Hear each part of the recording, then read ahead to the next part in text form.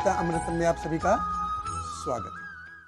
तो पिछले 2 श्लोकों में हमने देखा कि भगवान ने अर्जुन को एनालिटिकली के हिसाब से बताया, शारीरिक स्तर के हिसाब से, बॉडीली लेवल के हिसाब से बताया कि अगर तुम जीत जाते हो तो तुमको धरती का साम्राज्य मिलेगा, और अगर तुम मर जाते हो तो तुमको स्वर्ग मिलेगा। नो प्रॉब्लम, कोई प्रॉब्लम नहीं है। तो उसी कॉन्शियसनेस को आगे बढ़ाते हुए भगवान कहते हैं कि you should be work without being attached to result. सुख दुखे समय कृत्वा लाभ लाभ अजय अजय ततो युद्धाय युज्यस्व। भगवान कहते हैं कि ये मेरी इच्छा है कि तुम युद्ध करो।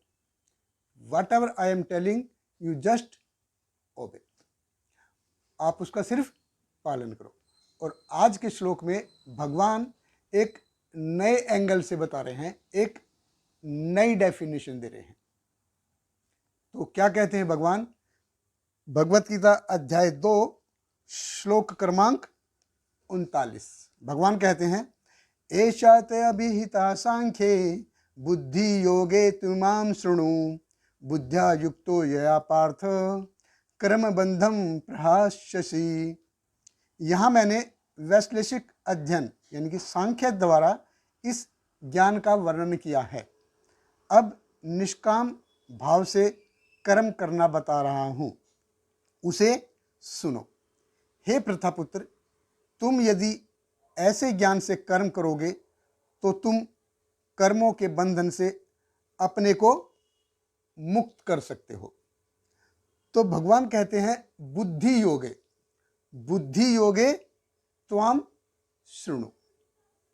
तो भगवान कह रहे हैं कि बुद्धि योग से, कि everything must be done with intelligence, कि आपको बुद्धि के लेवल पे काम करना है, अपने मन की उथल पुथल के हिसाब से नहीं और अपने इंद्रियों के हिसाब से काम नहीं करना है।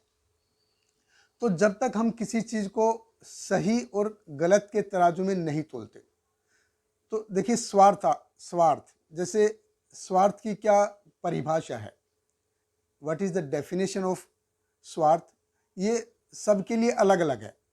जो एक स्वार्थी व्यक्ति होता है उसके लिए स्वार्थ की क्या परिभाषा है, यानी कि उस आदमी के लिए क्या हित है और किस चीज में उसका अहित है, ये उसके लिए स्वार्थ की परिभाषा है। लेकिन जो आदमी मानसिक स्तर पर है, मेंटल लेवल पे है, उसके लिए स्वार्थ की क्या परिभाषा है कि उसको क्या अच्छा लगेगा और क्या उसको अच्छा नहीं लगेगा, ये उसके लिए स्वार्थ की परिभाषा है।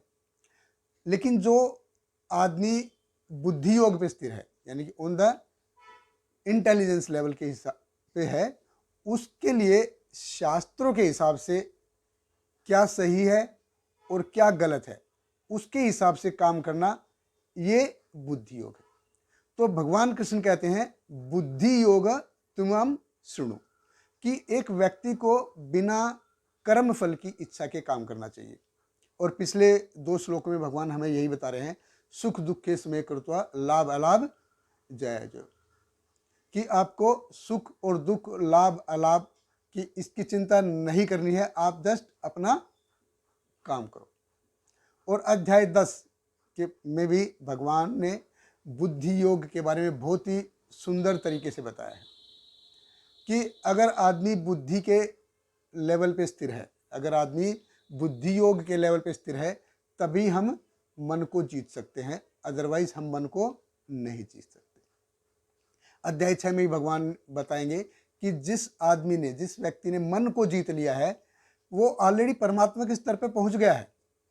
और मन को कैसे जीता जा सकता है? सिर्फ बुद्धि योग से। अब बुद्धि योग से ही क्यों जीता जा सकता है? क्यों? क्योंकि हमारी जो इंद्रियां हैं, सेंसेस हैं, ये डल मैटर से सुपीरियर है, अच्छी, उनसे बेहतर है, सुपीरियर है।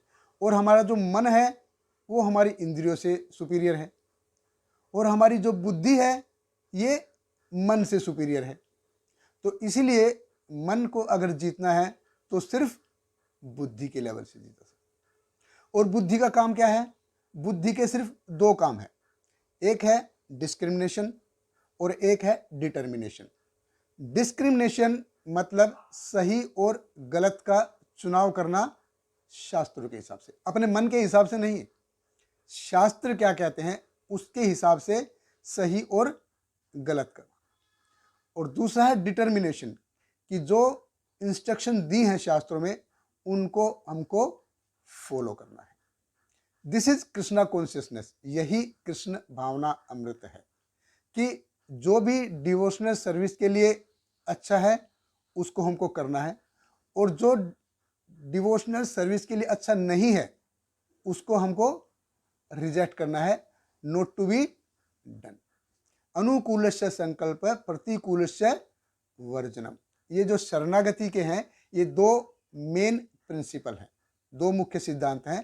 कि अनुकूल यानी कि अनुकूल मतलब कि आप लेवल ऑफ बुद्धि, you are acting on the level of बुद्धि। प्रतिकूल means you are acting on the level of mind and senses.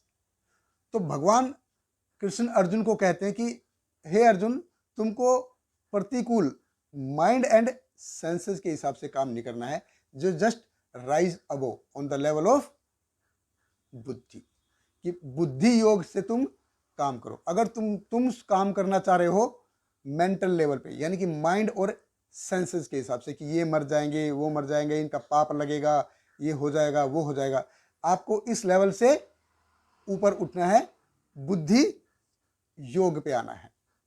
और वो कैसे आना है ये आप मेरे से सुनो, please here from me.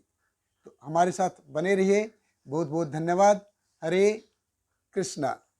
Hare Krishna Krishna Krishna Hare Hare, Hare Rama Ram Ram Hare Hare.